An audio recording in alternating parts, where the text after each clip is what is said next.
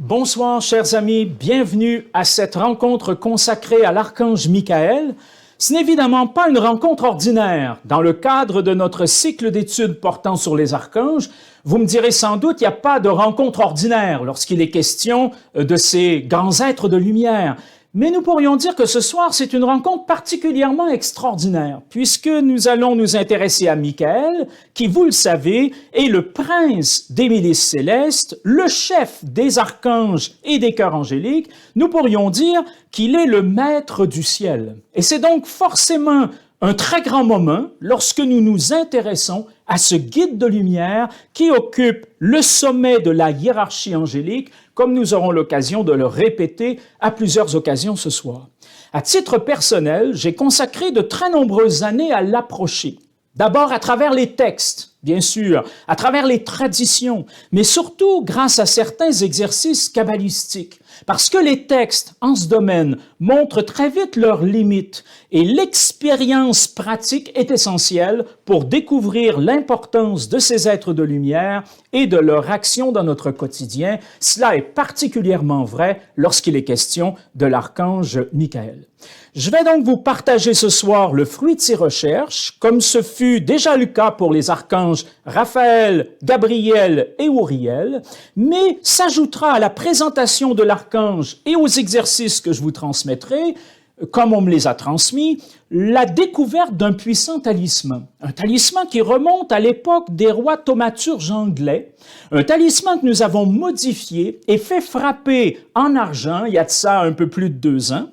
L'analyse de cet angèle, puisque c'est ainsi qu'on le nomme, sera pour nous un excellent résumé de ce qu'incarne Michael, mais aussi de la manière dont nous pouvons nous relier à lui.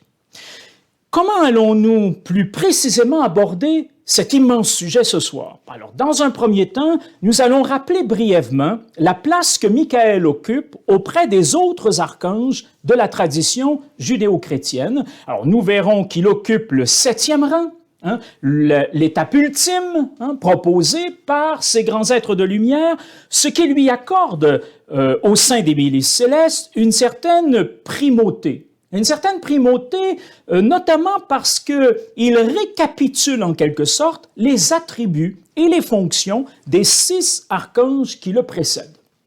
Ce sera notre premier volet. Dans un second temps, nous allons nous intéresser au nom hébreu qu'il désigne, puisque Michael, c'est un nom hébreu, un nom qui va nous révéler la nature profonde et la vocation de cet être de lumière. Vous le savez, l'hébreu est une langue sacrée. Chaque fois que nous avons l'occasion d'aborder ce thème, nous insistons sur le fait que cette langue a une particularité qui est celle de nous révéler à la fois la nature profonde et la vocation des êtres qu'elle désigne. Donc, Michael va nous parler de qui est cet être de lumière, de ce que sont ses grandes fonctions et surtout de ce à quoi il nous invite. Ce sera le second volet de notre rencontre d'aujourd'hui. Dans un troisième temps, nous allons observer rapidement sa présence dans les textes sacrés. Je dis rapidement parce qu'on va se limiter à quelques textes fondamentaux, mais des textes qui sont susceptibles de nous révéler également ses principales fonctions. Alors, ces textes sont toujours révélateurs. On l'a vu en ce qui concerne Raphaël, Gabriel et Uriel. Là, nous allons, en utilisant la même méthodologie, voir comment Michael se manifeste auprès des hommes et ce que les grandes traditions ont retenu à son sujet, notamment bien sûr une tradition principale qui est celle de la Bible hébraïque. Enfin, nous allons explorer ses attributs fondamentaux. Essentiellement, nous allons nous intéresser à une arme privilégiée dont il est porteur, mais aussi à la couleur à laquelle il est associé. Alors, tout cela va nous préparer à une seconde étape de notre rencontre qui sera cette fois consacrée à un volet plus pratique. Alors, à l'intérieur de ce volet pratique, je vais essentiellement vous présenter certains exercices. Je vous disais à l'instant, je vais vous les transmettre comme ils m'ont été transmis parce qu'ils appartiennent à une longue lignée initiatique de tradition judéo-chrétienne, essentiellement kabbalistique, révélés et transmis le plus souvent dans des ordres associés à la rose-croix, kabbalistique et alchimique. Donc, je vais vous présenter ces exercices. Un premier qui est un voyage intérieur. En fait, je vais vous présenter le scénario d'un voyage intérieur, comme on l'a fait d'ailleurs pour l'archange Raphaël, pour l'archange Gabriel, pour Uriel. Alors, je vais vous présenter ce voyage intérieur, cette fois, dans le but d'aller à la rencontre de Michael, en mettant en scène un certain nombre de symboles, un certain nombre d'archétypes qui va vous permettre une première approche qui est davantage, je dirais, cardiaque, une approche mystique, une approche intérieure. Ce sera le premier exercice proposé. Puis, dans un second temps, nous allons découvrir un travail d'invocation de Michael. Pourquoi invoquer Michael? Essentiellement à des fins de protection, d'harmonisation et d'éveil. Nous verrons qu'il n'est pas possible d'invoquer Michael de façon trop légère, qu'il y a à cette pratique de l'invocation une autre pratique importante qui est celle de la consécration. Alors nous verrons des outils d'invocation de la présence de Michael et surtout un rituel de consécration à cet archange, un rituel qui est encore pratiqué dans le monde de l'exorcisme, qui est utilisé dans certains courants kabbalistiques, mais pas seulement, et qui vous sera proposé ce soir comme étant un élément important dans un processus de fréquentation, si l'on veut, de cet archange. Puis, dans un troisième temps, nous allons vous présenter un psaume à Michael, un psaume adressé à Michael, qui en fait explore un premier aspect de son nom. Alors tout à l'heure, quand nous allons développer la signification ésotérique du mot Michael, nous allons découvrir que Michael est relié à une question et qu'il y a deux façons de répondre à cette question. Donc le psaume à Michael explore la première réponse possible à la question que Michael nous pose. Ce sera le psaume à Michael.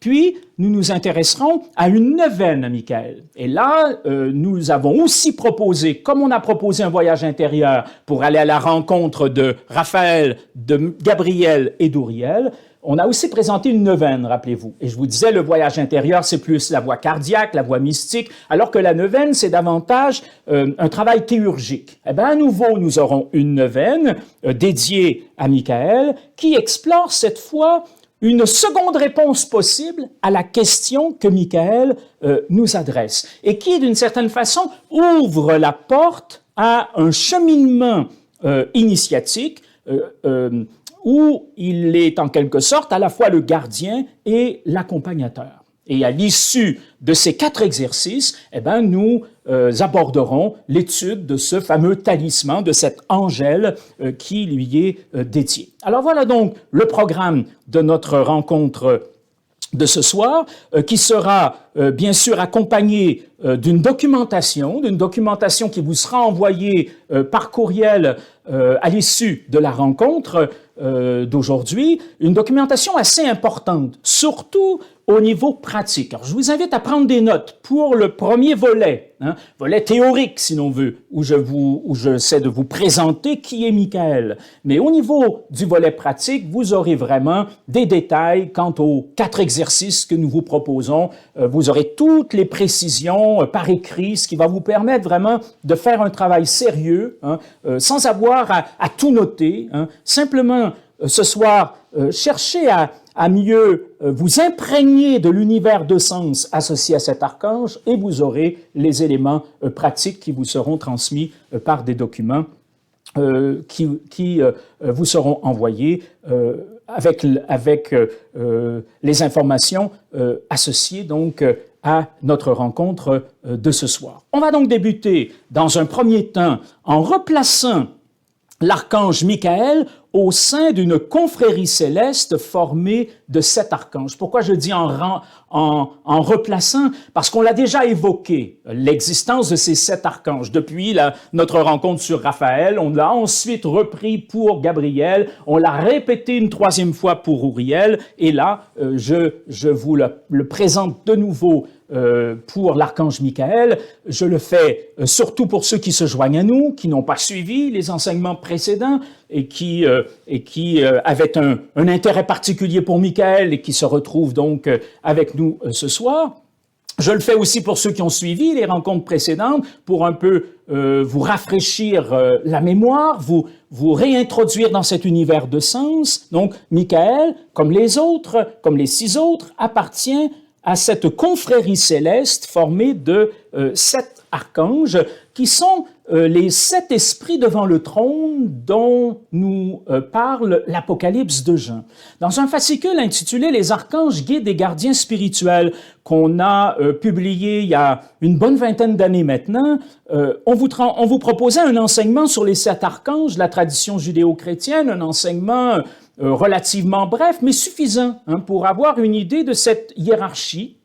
Et on mentionnait notamment, rappelez-vous, le passage de l'Apocalypse de Jean, où il est question de ces 7 archanges, que l'on appelle les 7 esprits devant le trône. Permettez-moi de vous citer à nouveau ce passage, c'est dans le chapitre 1, c'est au tout début du livre de l'Apocalypse. Je vous rappelle que le livre d'Apocalypse est un livre d'alchimie. Il nous parle des modalités de la recréation du monde. Il nous parle de la divinisation de l'univers, du petit univers que nous sommes, du microcosme, mais du grand monde aussi, du macrocosme. C'est un ouvrage magnifique. La Genèse nous enseigne la création, les modalités de la création du monde. Et l'Apocalypse, alors la Genèse c'est le premier livre de la Bible, l'Apocalypse c'est le dernier, l'Apocalypse nous parle de la recréation du monde. Or, au chapitre 1, ce sont les versets 4 et 5, donc au tout début du texte, nous pouvons lire, c'est une espèce de salutation adressée au futur lecteur. « Grâce et paix vous soient données,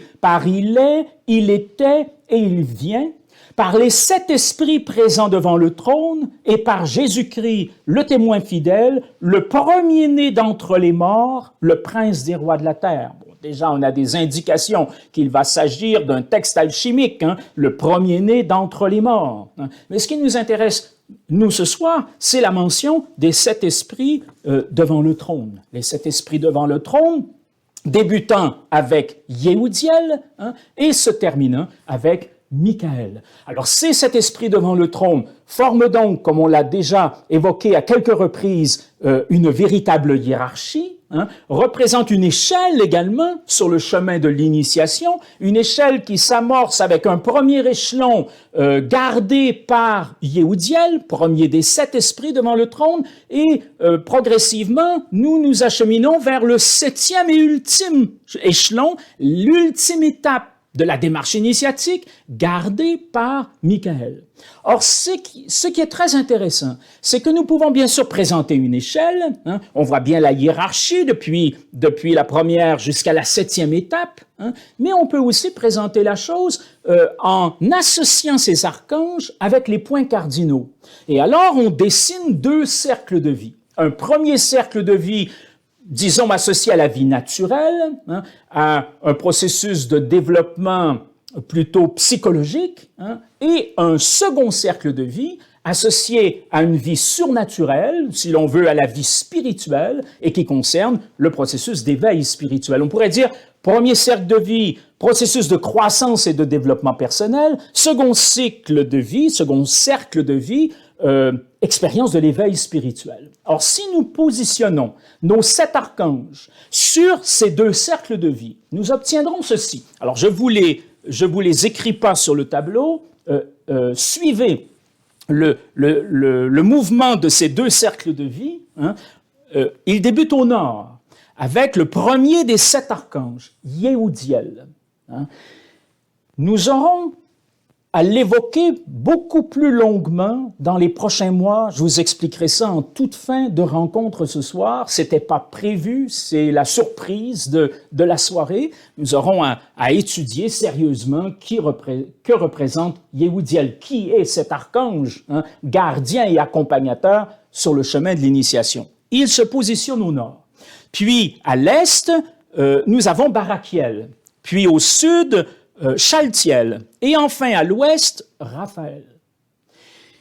Ces 4 directions correspondent à des étapes précises dans le cycle d'une vie, dans le cycle d'une année, dans le cycle d'un jour incluant la nuit, hein, le nord correspond au moment de la conception, correspond au solstice d'hiver, correspond à minuit. Je suis désolé, encore une fois, pour ceux qui ont suivi les rencontres précédentes et qui ont déjà bien assimilé tout ça, mais ça nous remet dans l'univers de sens, encore une fois. Mais au nord, on a donc ce moment de la conception, de la fécondation, hein, avec la première correspondance qui est Yehudiel. L'Est correspond à la naissance, mais pas simplement à la naissance, à une naissance suivie d'une croissance, d'un processus de développement. Hein.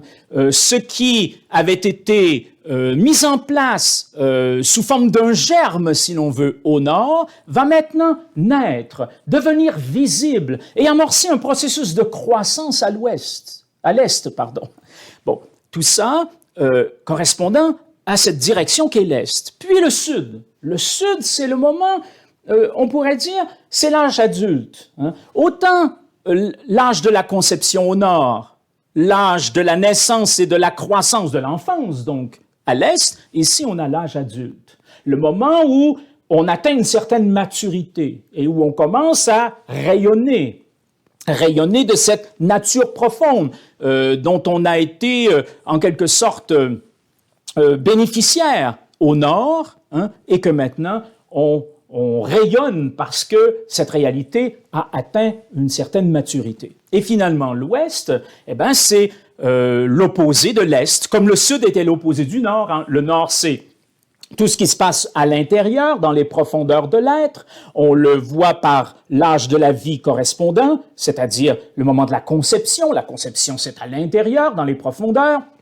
Le solstice d'hiver, où toute la nature s'intériorise, et également minuit, où l'on est aussi en contact avec les profondeurs de notre intériorité. Hein. Le sud, c'est le complément antagoniste, hein. C'est l'extériorisation, le rayonnement, l'affirmation, le partage de ce qui a été reçu au nord, de ce qui a été l'objet d'attention, ce qui a permis une croissance, un développement. Hein. Et maintenant, à cette étape de maturité, il y a rayonnement, il y a oblation, il y a extériorisation. Hein. Alors, s'il y a cette complémentarité entre le nord et le sud, il y a aussi une complémentarité entre l'ouest et l'est. L'est était donc naissance et croissance, développement. L'ouest sera décroissance et mort. Hein. Et donc, c'est là où, d'ailleurs, c'est en rapport avec le vieillissement et la mort au niveau de l'âge de la vie. Hein. C'est en rapport avec l'automne, l'équinoxe d'automne, où les feuilles